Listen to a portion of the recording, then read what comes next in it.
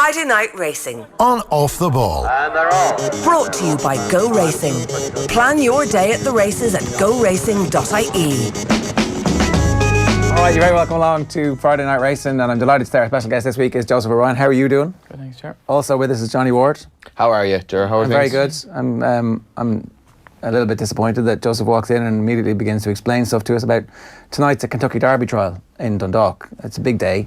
It got mentioned in the news dispatches this morning. I was like, well, that's what's going on? Why is it such a big deal? And then you explained it in a second. The type of information that we just don't get from our racing correspondent, Johnny. And then I deserve to be sacked, to be fair. But it's great to have Joseph on because he's such a rounded knowledge of the sport from both jumps and flat that I think it's a privilege to have him on here because this is probably going to be the future of Irish racing pretty much, but a fella who knows the game very well as well in terms of the intricacies of that and obviously the qualification for the Kentucky Derby, because his dad had a runner in the last year, Middleton. Yeah, so just explain it to us, will you? Because I was wondering, we've been kind of talking about Dundalk a good bit. Various people on a Friday will be heading up there to it, but tonight seemed to have like a special atmosphere a little bit about it. Yeah, no, there's very good racing up there tonight. Like you said, there's the Kentucky Derby, Ireland's answer to a Kentucky Derby trial. So obviously that's one of the biggest races in America of the year, and in order to qualify for the race you need to build up a certain number of points. The horse with the most points gets into the race first and so on, so there's points up for grabs tonight in Dundalk. Okay, that makes sense, yeah. And obviously I didn't realise that this is the only one in Ireland this year, so if you have a horse that you want to be a Kentucky Derby horse, you got to run it tonight. Yeah, correct. You'd probably want to have already earned points as a 2-year-old in America, or you could go to Dubai maybe for the in the March for their big meeting, but you want to earn more points. But it's you get some on the board. Middleton did both of them, didn't he? Because he'd run as a 2-year-old in America, then he went to Dubai. Yeah, well he won this race last year, and then he won the UAE Derby, and then he went on to Kentucky. So yeah, it's been probably a little bit controversial in America because obviously you need to win a certain number of races. So some horses have to run more than maybe what the trainers would ideally like to in order to earn points to guarantee themselves to run the race. But that's the way it goes, and it's working. And I mean, the Kentucky Derby is one of the, if not the biggest race of the year in America. Can you enjoy when you're at the Kentucky Derby? If you don't, I've never been there. Ah, right. It's never been there at all? No, it's the same weekend as the Guineas in Newmarket.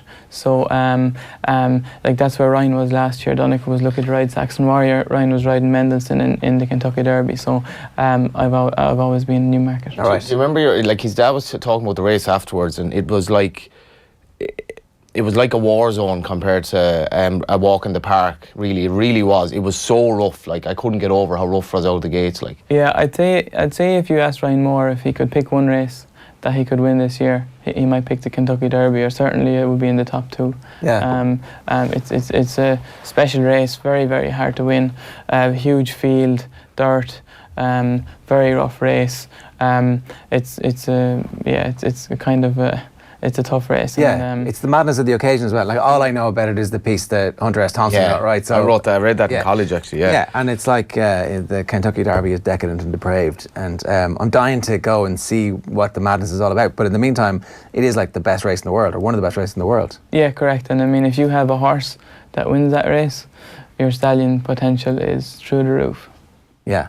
It's interesting that, like, as a trainer, you kind of need to know all this stuff, and like obviously it's no burden to learn about it, but you do need to then begin to plug into exactly how every race fits into the racing calendar in the flat, in the world, and then also every race over jumps. There's like a lot of information to process at the same time about how you're going to place your horses over the course of the year. Yeah, well, I suppose placing horses is probably the one factor that you can control 100% that affects the number of winners that you have every year.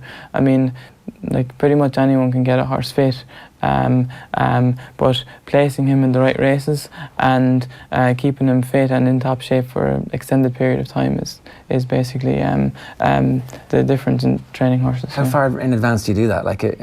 So it depends on the horse. I mean, with a 2-year-old, our 2-year-olds at the moment are in light training. They're doing little canters up sides, basically educating them. I have no idea as to any of their levels of ability. So I could have a Group 1 horse, and I could have a horse that's going to be running 65s. And at the moment, I mean, I have no idea which is which. So over a period of time, you get to learn the horse's ability, which is probably on the race course you really find out. Right. And then after that, you can assess. We think he wants a bit of good ground, he wants a bit further, a bit shorter. You're always learning from jockey's feedback and your own feel, and there's a certain element of trial and error as well. How do you keep on top of it all, though? Like, how many 2-year-olds do you have now? I have 40 in at the moment. And how many would you have for the year? I'll probably have another 30 to come. So I think I have a nice bunch of 2-year-olds, and really looking forward to them. What mystifies me about Joseph's operation is just that you have a serious number of horses, both codes, and how do you work? How do you toggle between that? Because obviously their work is very, very different, and how do you keep on top of it in terms of, I suppose, what your work riders are telling you and keeping that in your brain in terms of information? Yeah, well, their work is not very different. It's pretty much the same. The routine is the same. The 2-year-olds go over a little bit shorter. The jumpers cover a bit more ground. I mean, like, training horses is actually very simple. You want to have them healthy and fit, and place them in the right races. So probably, like, you can way overcomplicate everything if you think about it. How are you training 2-year-olds? Not much differently from a 3-mile chaser.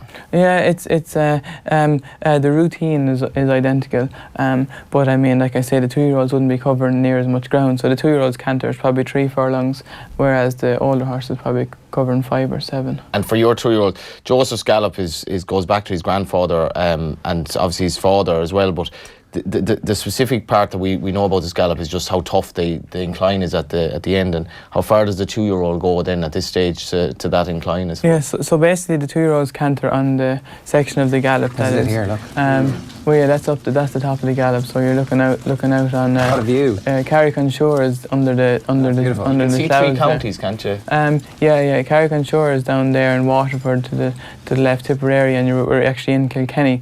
But yeah, no, we're very lucky with the facility that we have. Obviously, my mum's dad, Joe Crowley, was he basically started training there and developed the gallop, and yeah, that's our greatest asset. What's the essential quality of the incline? Is in terms of sorting out the men from the boys in terms of mentality, or is it just fitness? No, it's a combination of fitness and keeping horses sound. So you're running on an incline, so you have considerably less pressure on the horse's front legs.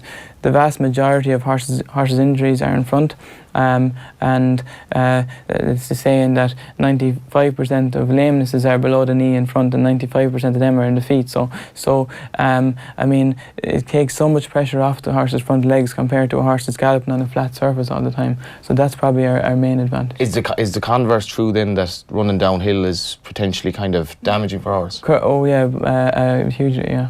It's no different than yourself. How do you get your horses down from the top of the hill? They walk. They come back. Okay, right. So that's it. So you run up and then slow down and stroll down. Walk back down. Yeah. I guess it's kind of if you walk like if you walk a mountain or you walk a hill, like the downhill part is always the most tricky, and maybe it kind of half relates it. It's just your feet. You don't really feel comfortable like. Well, no. Well, I mean, if you run downhill on the road a couple of times, you'll be pretty sore the next morning. Whereas if you run up the hill, you'll probably be fine. Can we go back to the placing? Because the 2-year-olds, I totally understand, that's like feeling the way out as they go and seeing how they develop. But for the older horses that you have, that you're training to go over jumps, you know their personality and you know what their strengths are. So how far in advance would you be mapping out a season for them? Well, you'd probably be starting 6 to 8 weeks out. Now, there's different factors to take into consideration, because you don't really know what the ground is going to be like in the time. You obviously liaise with your owners, and owners want to run in some places, and so that has an effect on it.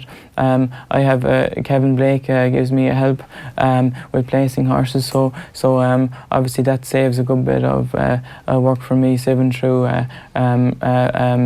program books, etc. So yeah, I mean, it's a kind of an evolving thing all the time. You could be training a horse for a race in 8 weeks' time, and he could end up running in a completely different race. Yeah. You know, and also, I'm a big fan of entering horses, and I probably over-enter horses. I could have a horse in the weekend entered in 4 different races. And To give yourself an option. Yeah. So, I mean... When do you decide? Like, at what point in the week, obviously just before declaration? Yeah, so declarations is 10 o'clock. So, like, we would often decide at 9:59. Okay. You must have very amenable owners to be entering them in 5 races. No, but I mean, you have to, like, you have to give yourself options. I'm a big fan of entering horses, and if, like, it kills me to look at a race and see a horse standing at home and say he could have won that race. Oh, definitely, yeah. So the leaving it late it's only a bit like when if you have a bet in the tote and you see a great price and everyone rushes in at the last minute thinking they're getting value, and then the price collapses because it's a pool system. It's like everyone looks at the last minute and there's only 4 entries. Great, we go in late, and next thing you've like 12 runners because everyone was thinking the same thing. But yeah, there'd never be more ready than 2 jump on the last minute, right. you know. So And what's the factor? Is it the field that you're up against, or is it you've kind of waited and go, is it a distance thing? What is the decisive thing at the last minute? Yeah, so it's different with every horse. So, I mean, some horses like big field cover, you have them entered in 2 different handicaps, and you see there's 7 declared in one and 14 in the other. I mean, you're going to go for the horse that wants the big field, and the cover you're going to go for the bigger field. Yeah. And the fella that maybe is a bit nervous and likes to have a bit of room in these races, you'll send him to the smaller field. Okay. But there's different, like, I mean, there's so many varying factors all the time that... When did you get into this? When did you decide that this is the part of the game that you really liked? I always, even since when I was a kid, in Ballydial with Dad, picking out plans for horses and races, I always really enjoyed that side of things. Because it seems that, like, when you're talking about, I don't believe that anybody could get horses fit and present them at the right time. I think there's definitely a skill and nuance to that, and we'll come back to that a little bit later on. But this strategy side of it is definitely the part that I think that is probably a little bit underrated when people ask about this is a good trainer. Well, this is a good trainer for these horses who's getting them into the right races at the right time. And that must be the most, like, almost the most fulfilling bit, where you get a horse who, you know, probably isn't good enough to win some races, but if you get them in the right race, away you go. Yeah, absolutely. Yeah, and it's... Yeah, sure. Like I say, it's one of the single biggest factors of how many winners you train every year is directly correlated. Yeah. Not only that, but like if you have a small number of horses, that's fairly easily done. Find the right races. If you have to satisfy a million different owners as well and keep them happy, and basically say, well, I want A to run in that race, but B would have a chance as well, that would, to me, make it a lot harder anyway, and that's why Joseph's obviously doing a good job. Yeah. Can we go back to your grandfather, and is there a story behind why he picked that particular? Did he understand that the incline was the thing that he always wanted when it comes to training horses? Yeah, I think that was the attraction. He had the idea, and he wanted to test it out, and he wasn't wrong. Yeah. Obviously, your dad's pretty famous, and everybody kind of knows a good bit of the portion of his story. But your mum's story is also unbelievable. That, like, obviously steeped in racing, coming from your granddad's side of the family. Like, her career, she was a trainer as well as a breeder. Yeah, Mum was actually trained before Dad, and was champion trainer before Dad. And then when I was born, Dad took the license over from Mum. So that was how it was, and we were very... Make that photo for some reason. No. Yeah. Yeah. So yeah, that's how it worked. So when I was born, Dad took the license over from Mum, and then a couple of years later, we moved to Ballydial. Right. So you can get advice from anybody in the family, basically. Yeah, pretty much. Yeah. Is there ever any debate about, like, oh, I'm not sure about that? Who ultimately makes the final? It's like... Yeah, all the time. I mean, that's the great thing about horse racing is, like, everybody is wrong, and if you're lucky, you can be right an odd time, and there's no hard and set rules. Horses are animals, and they're flesh and blood, and like, things happen. Like, sometimes you might look a genius, and it might be completely by accident. So yeah, it's like, I suppose we debate everything, and we'd hit each other's ideas off each other all the time. Yeah. We were looking back, like, obviously reading up on your record. Your record as a trainer is absolutely sensational for somebody your age, but the number of winners that you had as a jockey as well. Like, when you're a jockey and when things are going well for you, did you know, was there always a clock ticking in your head because of the weight issue? Did you know that this wasn't something that you were going to be able to do forever? Or did you kind of secretly think to yourself, I'll find some cure for this, I'll somehow be able to manage the weight forever? No, I didn't even really want to. Like, even when I started riding, what I had in my head was that I would ride for I don't know, you can ride 20 winners and then you can take 6 months off and get an amateur license. So I was going to maybe ride 18 or 19 winners and maybe pull up. And then I could have had an amateur license and rode then for as long as I wanted, you know. But I stayed a little bit lighter for a bit longer than what I expected to, and I got more opportunities than probably what I expected also. Okay, so that wasn't really part of your career plan at that stage to get as seriously into being a jockey as you ended up getting into? No, well, I'm not saying I ever had much of a career plan, but yeah, no, I was very, very lucky to ride some fantastic horses, and for Dad and for everyone in Coolmore. And so was the weight just a bonus then that it stayed off for that long? Yeah, well, I mean, like, I obviously wasn't light for a jockey, but I was pretty light starting off, and I lasted a bit longer than probably what I thought I would, but I couldn't have lasted much longer, really. People would forget your brief flirtation with jumps as well, when it looked like you might actually go down that route. I think brief flirtation is an exaggeration. Well, I remember seeing you riding at Limerick, was this? Well, I rode a horse in Limerick, finished 3rd or 4th. Is that like a hurdle race, was this? Or novice hurl, yeah. Then I went to Fairy House, I think, for the Easter Festival, and I was upsides in front of the last and fell off. Then I was riding a horse the next day. I was in reverse and the horse fell, and then I was declared. I knew that evening that was it.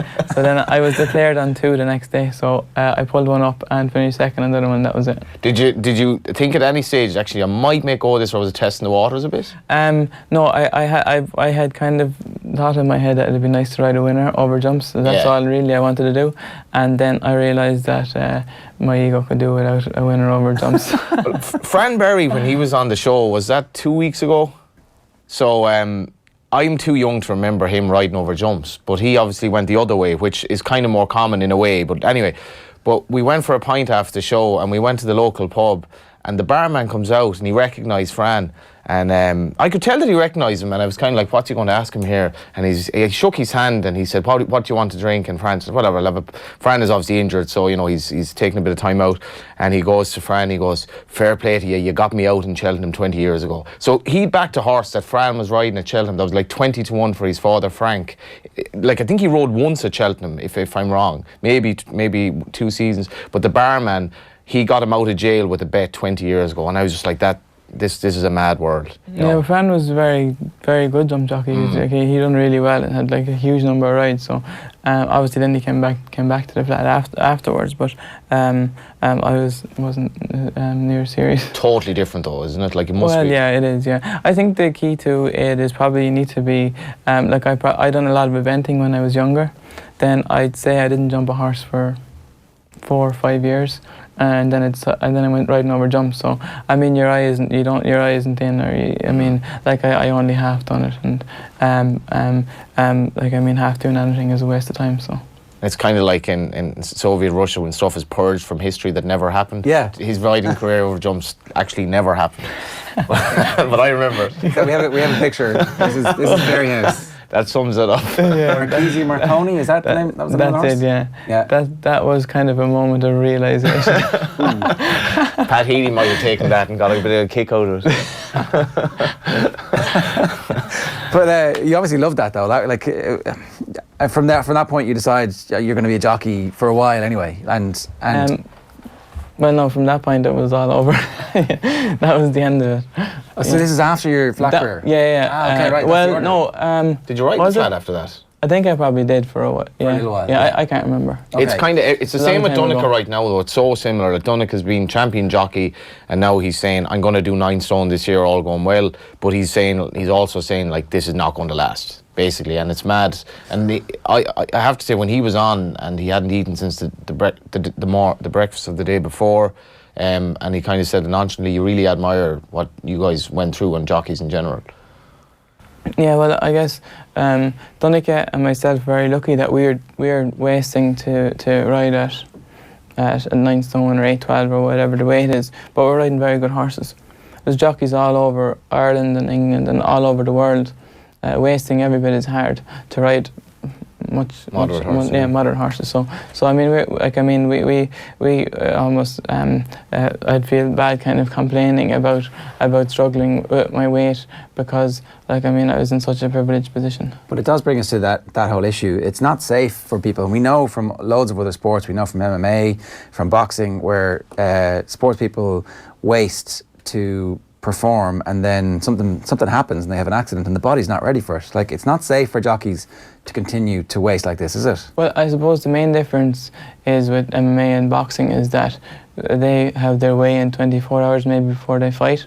So they can be a stone heavier or 10 pounds or 12 pounds or whatever the case may be, heavier when they actually have to perform, whereas a jockey has to weigh back in afterwards as well. So they make the weight half an hour before the race, and then 10 minutes after the race they have to be the same weight. So you actually have to perform at your bare minimum, so that's probably the most dangerous part of it. Is that sustainable, do you think, for the sport, or is it something that needs to be addressed? Well, there's been plenty of people speak about it, far more qualified than me, and as far as doctors and nutritionists, that it's probably not sustainable.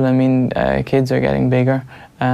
Every year at the racing school you see people are getting heavier, and the weights are staying pretty much stagnant now. In fairness, Adrian McGoldrick and everyone are doing a fantastic job in trying to push it as far as they can, but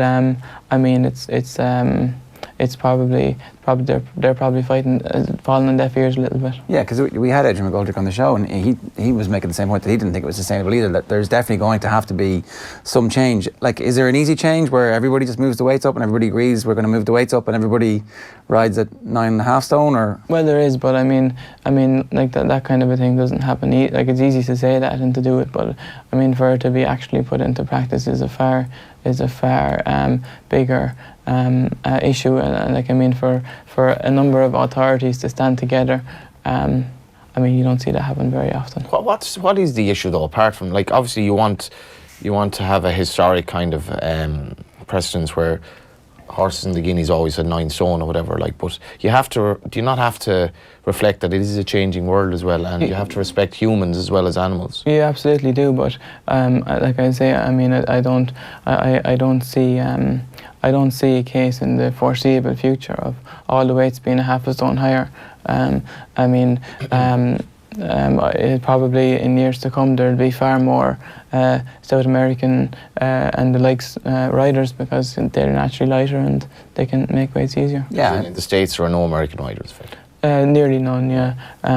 Absolutely nearly none, and that's because the weights are so light that none of them can make the weight. Do you see more South American riders, or do you see more maybe female riders as well, because naturally they'd be maybe a bit lighter? Yeah, maybe so, but your likes of Sylvester de Souza, Joe Moreira, all them guys they're natural lightweights, and that's why they're been so successful. Mm-hmm. In terms of what it's like now being a trainer, and this time of year, you're very active on social media and Instagram. There's loads of great videos of you on the gallops. Is this something that's important for you as somebody who is communicating with obviously the racing public, but also your owners as well, to kind of give them a little bit of insight to what's happening? Yeah, I guess so. It kind of all happened by accident, really. So yeah, we keep up to date with bits of social media, and we post. This is your Instagram account? Yeah, so we do little things like that all the time. So what age is this horse? No harm. That's House of Parliament. He was, I think it was that last summer sometime. Yeah, could have been just having the crack. Yeah, so after exercise, all the horses have a little pick of grass on the way home, and they have a little roll around. So yes. Looks like a nice life they have. And he could reel off the names of all the horses by looking at them as well, which would be 200 and something odd, like his dad, which is I don't think any of us would be able to even have a go at that, even if we kind of had a look at them and studied it, which I always find that fascinating about trainers, is they can just kind of look at the horse and know straight away who it is. What's the best part about the job for you? Winning. It's all anyone that trains horses train winners, and if that's not what you want to do, then you're in the wrong job, so you have to have winners, and it's all about having winners. What's the difference between being a winning trainer and being a winning jockey? There's far more goes into training a horse to win a race. You probably have seen the horse for at least every day for at least 3 months, probably more. And you've been with him through his whole preparation. So to to ride a winner, you meet the horse in the parade ring. The trainer tells you what to do. You jump up on him, and you jump off him. You say, "Sorry, we can see you in a month's time." Are you a better trainer because you were a jockey? I don't know if. I guess I know a lot of the racetracks pretty well, so I probably know what attributes a horse needs, say, for X race course. But I guess, I mean, insofar as actual horsemanship skills, you don't learn a whole lot as a jockey. You just ride them. You don't. I mean, you don't. Most jockeys are not back in the evening feeling horses' legs and feeding and all that side of it. But even like if you're giving a jockey instructions, you've been on the other side of that now, so you kind of like you understand exactly how that would be received. Maybe you don't. Maybe everybody's different. Maybe some jockeys listen to you and do exactly what you ask them to, and some jockeys are like, yeah, whatever. I kind of know my way around it. I mean, I'm sure most aren't like that, but it's is it something you feel like you benefited from that 4 or 5 years where you were in the weighing room and knowing what was going on, or does that matter? I don't like. I guess you probably would have to ask the jockeys, but I don't think I'm difficult to ride for. I like how when the same jockeys ride for me like consistently, or I think it's good for a jockey to ride for a trainer. They get to know how the horses like to be ridden, and they get to know how the trainer likes the horses ridden. And you'll find that a lot of my horses would have a similar personality, whereas maybe a lot of Gordon's horses would have a similar personality and might like to be ridden similar. You'll find horses that are trained in the same facility might have different attributes, and my horses like to flow, and they like every day they do a kind of a nice swinging canter, and they like to get into that rhythm. So the guys that ride for me kind of have a fair idea how to ride most of my horses. Is that then the definition of your philosophy of training? Is that you school them that way so that is the personality, or is that? We more school them that way because that's the way that suits the facility that we have. Okay. So everybody, Ireland is different to say your America or your Australia, where all the trainers train on a racetrack. So everybody has the same facilities. So like a lot of people, they're pretty much doing like Bob Baffert is training here with. Just do the same as what he's doing with his horses, you know what I mean? Yeah. So in America or in Ireland, everyone's facilities are so different. Their gallops, everything is completely different. So all the horses are doing it, like they're going from a completely different routine to the race. That's intriguing as well, because if you're in Ballydoyle, you're necessarily training differently than you are in Pilltown.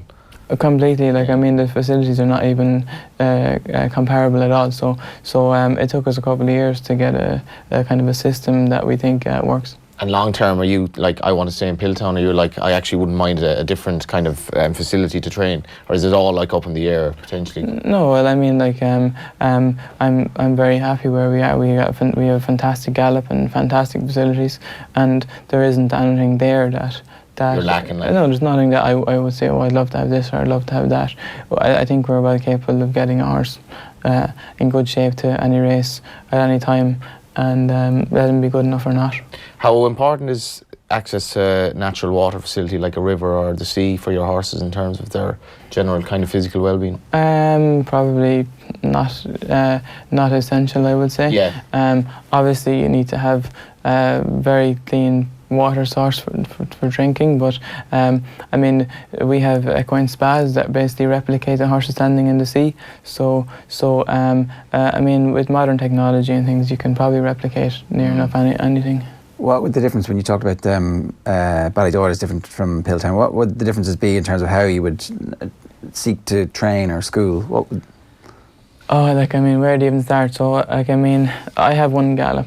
It climbs up a hill, it's 7 furlongs, and it rises 340 feet. So it's quite. It starts off gradual. It climbs up, it levels off, and then the last 2 furlongs it climbs again. So I mean, Ballydoyle have like there's a number of different gallops, different surfaces and grass gallops, and I mean everybody's facilities are so different. William Munton's got every trainer is so different. So you can train horses anywhere. But you need to have a system that works for the facilities that you have. You know? The point of training the point of all of the training is to get them to present them at peak fitness or close enough to peak fitness that they're going to be with a chance of winning the race that they're entered in. How do you define peak fitness? How do you feel that the horse is at that? Are you clocking that, or is there like a little bit of work that you do that's all out as it would be in a race, and you go, okay, that's fine. How do you judge that? Yeah, I mean, a lot of it is probably feel and your eye. When like if I pulled the horse out and you saw a horse that looked pretty fit and a horse that was pretty not very fit, you'd have a fair idea which one was fit. So a lot of it is feel on your eye, and as well, if you have got to know the horse over a couple of years, you would have a fair idea on what weight his best performances have come at, what, etc. You know what I mean? So the measurables will you can align with your feel for what's but going on. I mean, like, they can confuse you as well if you look into it too much. So it's not an exact science, and there's a good bit of feel involved. And have you won races with horses that you thought were only 75-80% at their peak? Yeah, and when I get them to their peak, they finish last. Right, okay. So they're the fellas that you need to underdo them, you know. So, there is every horse is different. I mean, just because one preparation has suited a horse doesn't mean it's going to suit every horse by any means. Is that the biggest frustration when you're like, oh, this one is absolutely flying, we're absolutely delighted with this, and then you get to the racetrack and everything falls short? Yeah, I mean, I've seen loads of horses that fly at home and you take them to the race course and they let you down. And I've seen loads of horses that don't look much good in the morning and they get to the race course and they come alive. So, I mean, it's... How do you explain that? Like, what's the... Have you got to the bottom of why the hell that happens? Well, I guess it's no different than a footballer that's trains average, but when he gets his blood up in a game, he steps up a notch. So, or a hurler, or whatever the case may be. So, yeah, it's no different. I like that as well, because they are animals kind of essentially running around the field, and a lot of people don't get it, but a lot of them actually do appreciate, despite the limitations of their brain, that they are in sporting combat and they're there to beat the other horse. Yeah, I would say that a lot of horses do appreciate that, and I mean, horses are herd animals, and like in the wild they gallop in big herds, and they do race each other. If you put 20 horses out in the field, and the first thing they'll do is start galloping laps of the field in a big bunch. You know what I mean? So yeah, the horses love racing, and that's what they've been bred to do. Yeah, and there's a psychology of that to try and get to understand exactly which horses are responding to that you've got to try and learn, and that's what you do in the off season, certainly with the 2-year-olds who you don't know what they're going to be. Like, how do you understand this is a horse that we're going to have to push on, or this is a horse that we're going to have to sit back? Yeah, a lot of it too is the pedigree of the horse. So and how he looks physically. I mean, it's quite obvious you see a horse that looks pretty mature. His couple of brothers won a 2 in April. Right. He's by a horse that was quick. Like, I mean, it doesn't take a genius to figure out he's probably going to be an early 2-year-old, whereas the opposite works out for the horse that's going to be a late mature. But then as well, you could have a horse that everything points out that he's going to be early. And, I mean, every time you step up his work, he stops eating. So, like, you have to come back, start again. And a lot of it is kind of played by ear. There's a lot of different information and data points that you've got to take in. I hadn't even thought about the eating stuff. So you basically need, if somebody isn't eating properly, that gets reported centrally, and then everybody sits and goes, okay, well, how was the work today? Is that what the process is? Yeah, well, every morning we have, I'm very lucky, we have a great team of staff, head men and assistants, and every morning we have a report on what horses haven't ate their dinner from the night before. And I mean, anything that leaves more than handful or would take their temperature straight away, because they might have a cold or flu coming on, and I mean, maybe horses are just not able to take their work and they have to be knocked back a bit for give them an easy couple of weeks and bring them back. So yeah, there's so many different variables and so many different things that you can you have to watch, and I mean, I can't physically do it myself. Of course, yeah. So we rely on our staff. Do you develop a relationship with your horses in terms of like just getting a fondness for them, or is it a cold kind of, I'm training you to win races? No, it's not cold, but I mean, you can't kind of look at, you have to be a realist as well. So like when a horse, like, he's not much good, like he send him playing polo, send him to the sales, whatever the case may be, you know what I mean? So like, yeah, I mean, you have to be a realist, but what are those conversations like? This horse, the polo horse? No, well, listen, I mean, I'd much, like, if you own a horse and you're spending money every month on his training fees, and I think he's not up to scratch, then I mean, you'd much rather know than know in 6 months' time when you've spent another 6 months of training fees on him, you know. So. Yeah, no, that's true. Do you get a soft spot for the characters like that try to take the mickey out of you a bit, or the ones that basically want to kind of please you in every way? Or were there any horses specifically in your career that you kind of were very fond of? We obviously know St. Nicholas Abbey and that. Yeah, so like, I mean, like, it's only natural that you get a fondness for the better ones because you deal with them more and you're a bit closer to them, and they're winning. But yeah, there's horses that you definitely do get attached to, and I mean, it's the horses that probably try hard are the ones that you probably do like a bit more. But I mean. Yeah, you have to be a realist as well. I remember when Ted Walsh on here, and he was on about Comanche Court, and he started welling up, and I was like, I didn't think Ted was that kind of, you know, I suppose emotionally involved with it. A lot of the trainers are. It's kind of a very likeable part of the whole job. Yeah, of course. A reminder: Friday Night Racing is brought to you by GoRacing.ie. If you're going racing this weekend, then make sure you check out GoRacing.ie before you do. Loads of comments coming in too. You haven't been to Kentucky, but you have been to Melbourne. That was a pretty good trip. Was that your first time down in Melbourne? I had been when I was a good bit younger. I did a couple of years there 1 year, so I had been then. But yeah, that was an unbelievable couple of days. What level of expectation did you have heading down there? Were you we were quietly confident? I wouldn't say confident that we could win, but we were confident we could get a good share of prize money and maybe finish in the first 4. So that's kind of what we were hoping for. You might have broken the mould as well in a lightly raced 3-year-old who's unexposed going to the Melbourne Cup, because I'd say to a lot of trainers it seemed this is very, very avaricious now to be sending a young horse like that to the Melbourne Cup, and it came off because you'd a bit in hand maybe. Yeah, well, it did, but I suppose I can't claim all the credit. It was Nick Williams really. Lloyd Williams is the owner, and Nick Williams is Lloyd's son, and he rang me after he ran the ledger and he said that horse is going to win the Melbourne Cup.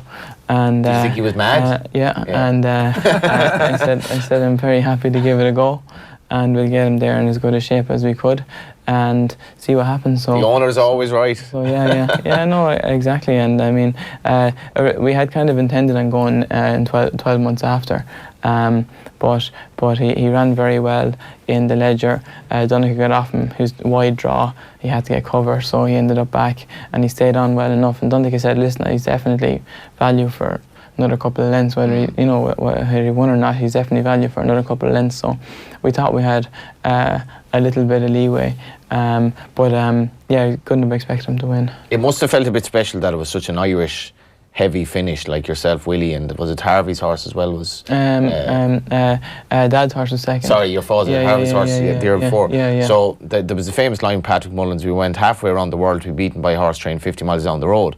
And obviously Willie is very, very keen to win that race, maybe like Ryan Moore wants to win the Kentucky Derby, but that must have felt special from an Irish perspective as well. Yeah, it did. I mean, like, it's a handicap, so I mean, with the grade 1s or group 1s, if you have the best horse in the race and all things being equal, he should win the race. But I mean, with a handicap you can have £10 in hand, and the fella next door to you can have 12, you know. So yeah, it was a special day. Even if you had to go halfway around the world to find out. Yes, exactly. Yeah. So there was an intention at some point for that horse to end up in Melbourne. Yeah, and the owners are Australian, so and the Melbourne Cup is basically the race that they want to win every year. So do you train with that in mind, as like when you're asked to train this horse and you know that at some point you have to get it ready for Melbourne? Are you kind of plotting a course almost already, or is it? Not really. So he started off in a Derby trial in Leopardstown quite early in the year, which he won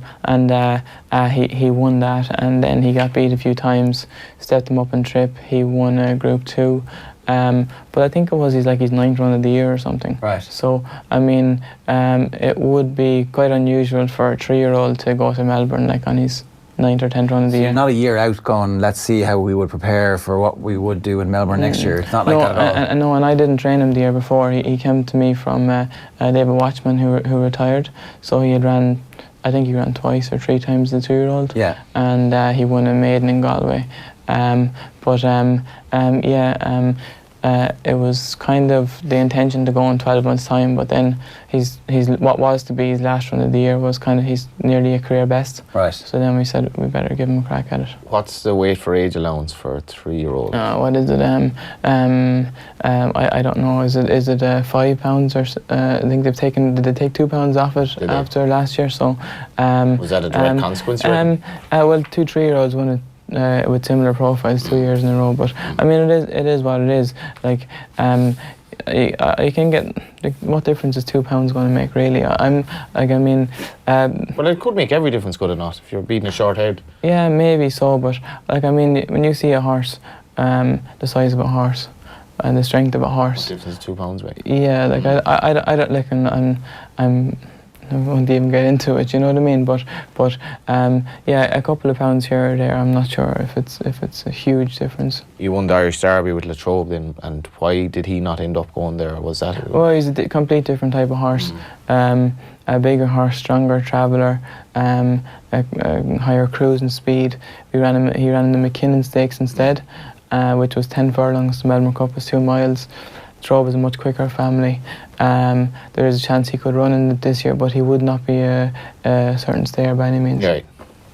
All right, we should talk a little bit about the races this weekend, and we've got to get Johnny's bet in as well. Before we do that, we've got a picture that apparently Johnny received on WhatsApp. So if you never want your private WhatsApps to go public, don't send them to Johnny Ward. What's this, Johnny? It wasn't really private. What's going on here? Joseph, can you explain what this is? This is definitely Galway, but what's been unusual about this photo, apart from the fact that Galway's clearly been raced on by somebody this time of year? This is basically Johnny Ward with a big stick and he's stern. And he's stern. And he's trying to... Do you want me to explain it then, Joseph? I think you better. What's unusual though about the photo? I mean, having... I think, are they 2 chase fences and a nice gradual incline? The fences are the wrong way around in Galway. So, presumably someone wanted to school in Galway over fences, but not go right-handed, go left-handed. So, other than that, I don't really have any information. Explain the right-handed to left-handed thing for anybody who's a bit slow. Cheltenham is left-handed, Galway isn't. And there is a horse who's trained in County Galway who's gone over fences at Cheltenham, who hasn't run over fences since he ran at Cheltenham last year, which is deeply unconventional. Probably a bit more... Actually, I want to ask you on this. Is there been a bit much made of that? Now, this may not have anything to do with that. I don't actually know what happened in Galway. I was just pointing out that the fences were the wrong way around and somebody's been schooling here. But how much is it a negative that a horse is like... He's going to go to the Gold Cup presenting Percy, but he's probably not going to have run over fences this season? In your mind? Yeah, I mean, if I trained him, I would have loved to have run over fences. But I don't train him. Pat Kelly trains him, and he will be there in great shape. Mentally, is it just prep that he has his eye in, as you say? See, I mean, with a horse like Presenting Percy, who has swapped from chasing to hurls, like, I mean, last season he done it without any negative consequences. No, so some horses wouldn't suit as much, but Presenting Percy, I think he looks like he's a very clever horse, and when he gets to the front, he has a look. He only does what he has to do. His jumping is very accurate. He's not a big... Efficient, like? No, yeah, he's very efficient. He's not a big flashy horse that lets fly at his fences. He pops and pops and pops, and he measures his fences very well. So, I mean, I don't know if it's as big an issue as if it was a horse that had never done it before. Yeah, I don't obviously train horses, but people I think are making a bit too much of the not having run over fences for me anyway, because he's just a brilliant jumper anyway. And yeah. I'm not sure the Gold Cup places quite as much emphasis on jumping as people say. Maybe I'm wrong. It's not a champion chase. Well, we're staring down the barrel of it now, so we will see in 2 weeks' time. Racing is at Navan and Leopardstown this weekend. We have another €100 tote charity bet for the Irish Injured Jockeys Fund. We have to try and increase our pot from €2,014, which has been stubbornly stuck at now for the last couple of weeks, Johnny. Very fond of that stubbornly stuck at line, but I'm going to go for one of the big price just to take the stubbornly stuck at figure up a notch. And actually, I'll bring in Joseph quickly on this, because this horse was trained by someone else and was moved to Dot Love. Would trainers ever fall out over stuff like that? Because you've had a fair share of horses now that have moved to you from other trainers. Would they, or would they wish the horse well type thing? I mean, I don't think they wish the horse well. Like, I mean, that's like just nature of life. Yeah. Yeah. It is what it is. But horses change stables all the time. Some horses improve for a change of scenery. Some horses get worse. So some stay the same. Yeah. The Mulcair Rover is gone to Latrobe. We'd Ross O'Sullivan on last week. Ross O'Sullivan got a few horses from this owner. 255 in Navan tomorrow. The horses have gone from John Joe Walsh, who to me has had a great career so far. But in any event, Love trains the Mulcair Rover. I think is very interesting. I just think he'll be a big price in the 255, and he'll love the ground. This horse, funny enough, his first run was in a maiden hurdle. He'd never run before in Roscommon, and he won at 50-1 in August 2015. So it's disappointing he's only won once since. He might have had problems, I'd say. But I think if he's anyway fit, he could be very interested in that race at Navan tomorrow. Okay, and as always, you can visit thetote.com to get the Tote versus SP best price guarantee on all Irish racing. A couple of other races that you were looking at, Johnny, this weekend. Navan on Saturday, Leopardstown on Sunday.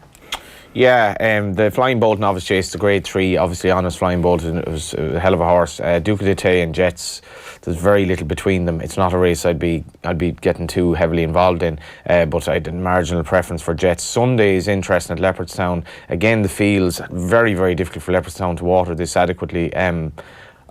I'd say Leopardstown has gotten about an inch of rain in 6 months. I mean, it's gotten no rain really at all. In any event, I do like one in the 310, who's also actually the same owner as Mulcair Rover, Western Sea, who's trained by Ross O'Sullivan. I spoke to Ross in the lift actually when we left about this horse last week, and Rachel Blackmore and a Hood could help him. He's going to be a biggish price in the 310. I suppose the other race at Leopardstown I wanted to talk about was the 415, which is a good race, good handicap hurdle. Plenty of horses in with chances here. Probably marginal preference for Monatomic, but it's a tricky weekend because as Joseph was saying before the show, like horses that have been running since last summer, the softest ground they got was at Galway and the Stole, more or less, which was actually summer meetings. They're being in the west of Ireland, you get more rain, but the east coast has been more like the Mediterranean, really, or the Sahara than normal. It's just. Does that completely rip up all your plans at the start of the year? You're thinking, I'll do that and that and that, and it's kind of, you've got a routine all mapped out in your head, and then all of a sudden the dry comes and doesn't go. Yeah, I kind of would. Like, I mean, a lot of horses you would bring them in, train them for the summer in the hope of a bit of good ground, and you might plan on giving them a break through December, January, and have them back for a spring campaign. But I mean, like, it's completely turned on its head. So you're in a situation where you have horses that have been in training for probably go to 12 months now, because I mean, when the ground is still good, you have to keep making hay when the sun shines, basically. Literally, it does turn things on their head. So we'll probably pay for it and have heavy ground all summer. That just means you've just got to.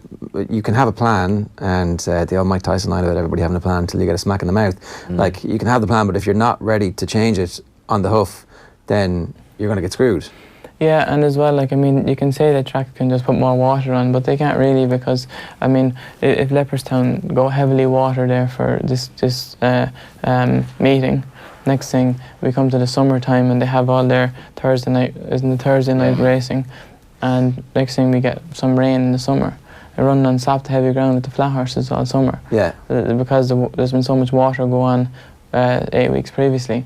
So I mean, you can't expect them to do that. So I mean, it just is what it is. One last point about it, the point I was kind of making earlier about the Instagram videos before we ended up just talking about them. You're engaged with an audience out there. You kind of feel like it's important that, you've got a column with the Betfair as well, that it's important that you do kind of have, you give people access to information. You break news on Twitter all the time, for example. Yeah, absolutely.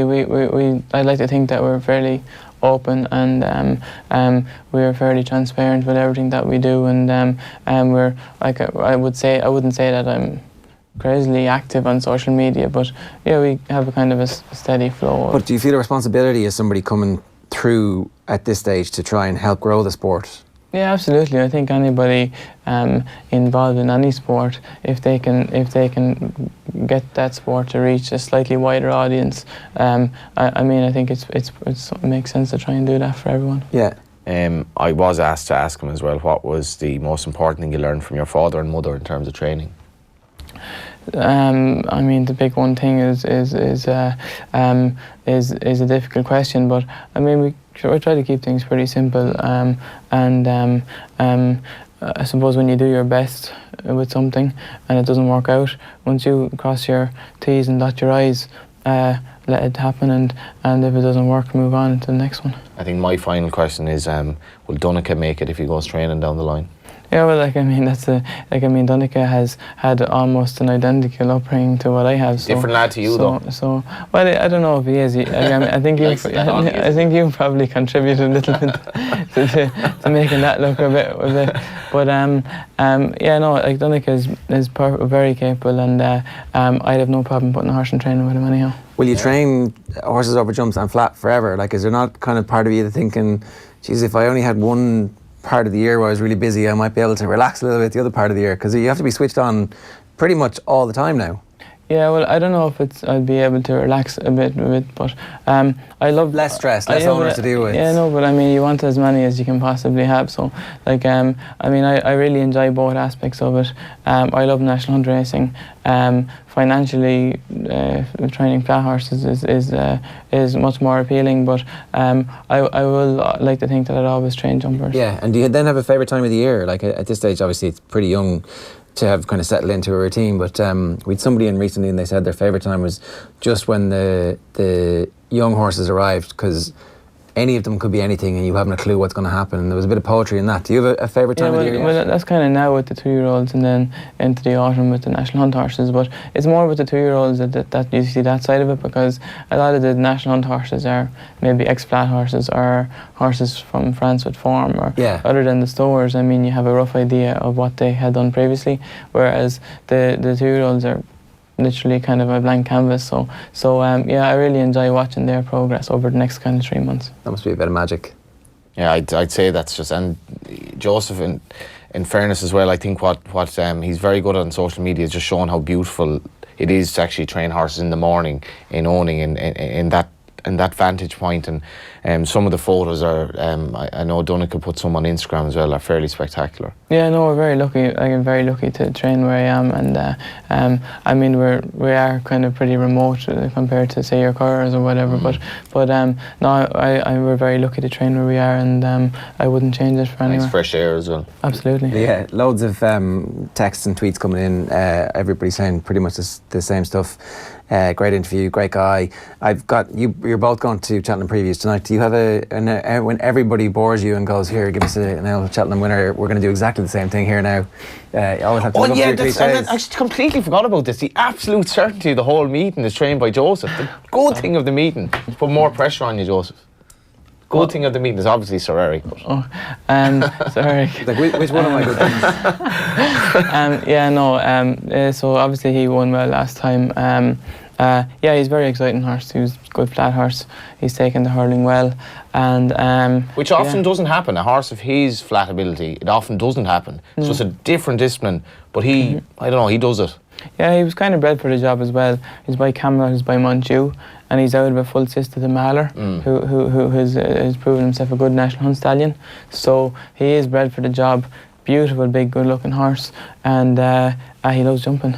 Would you put anyone off? No, I couldn't put anyone off. I mean, I train him, so I think more of him than anybody else. So like, I mean, I'm looking forward to the race, and we'll find out a bit more about him. One anomaly about Sir Eric is that he's actually still an in-tire, in that he hasn't been gelded. And Kate Harrington was saying this last night. This horse has such a good pedigree by Camelot, out of a brother to Mahler, out of sister to Mahler, that potentially could he have a stallion career? Yeah, he could potentially. Yeah, I mean, like nickname did it.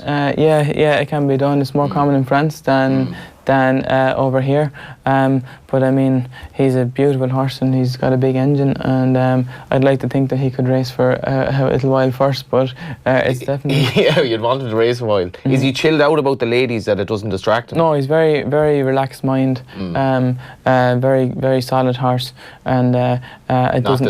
It doesn't affect him. Yeah, which is always a help. I mean, yeah, I was like, it's a bit late to be gelding him now. I mean, surely he's going to know what he's missing. Yeah, well, he hasn't. I don't think he's had any love making yet. But I mean, John Gosden was talking about the horse. I did not expect this tangent, Johnny. Yeah, John Gosden was talking about the Frankel horse this year. This his name escapes me, but he was basically making the point that he was basically too interested in the fillies in the race before than he was about racing. Cracksman this year, and he did blame his performance for that. But the interesting thing, might be the only worry about Sir Eric is that there's a few fillies running in the Triumph, but Joseph doesn't seem to think it'll be a problem. Thankfully, he hasn't got a Johnny Ward's attitude.